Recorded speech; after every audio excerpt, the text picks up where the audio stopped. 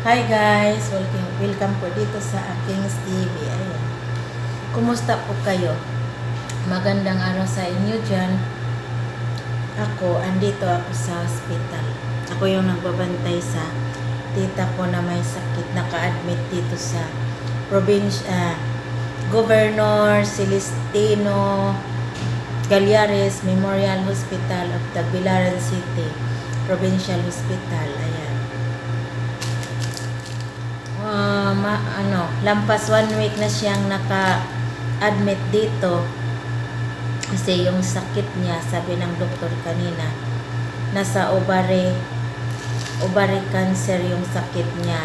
Tapos hindi pa nila alam kung anong stage na yung cancer. May may tubo pala siya sa gilid kasi pinuhaan siya ng tubig sa baga. Ayan. Nalulungkot ako kasi sabi ng doktor, pauwiin na siya bukas. Kasi wala naman daw gagawin kasi nga hindi pa na CT scan para malaman kung ano na ang stage yung cancer niya.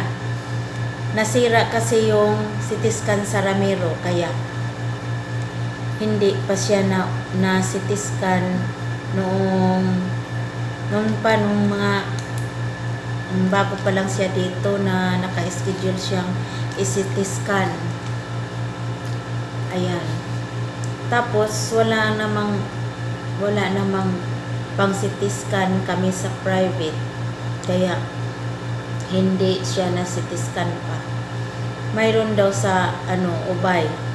Provincial din daw yun, walang bayad. Kaya lang malayo.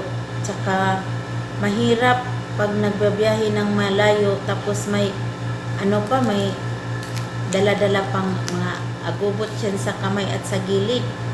Kaya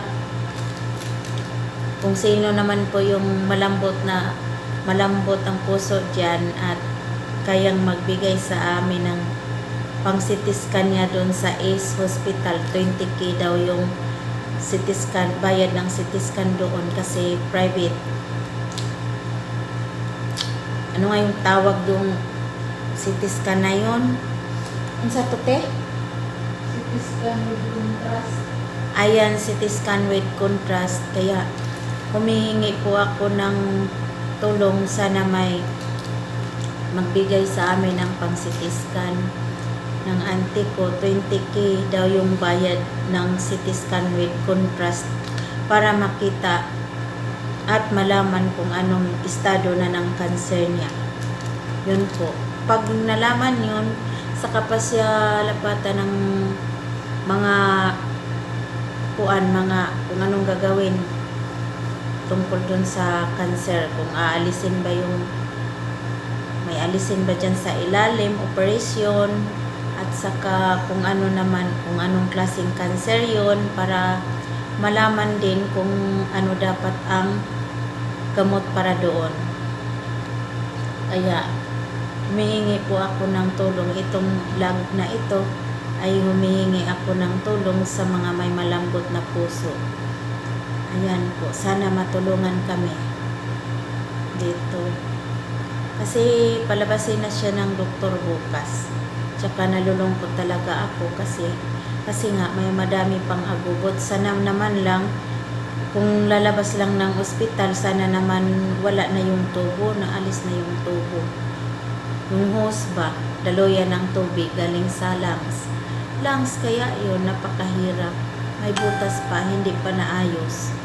Naku, talaga. Yun na lang po. At saka maraming salamat.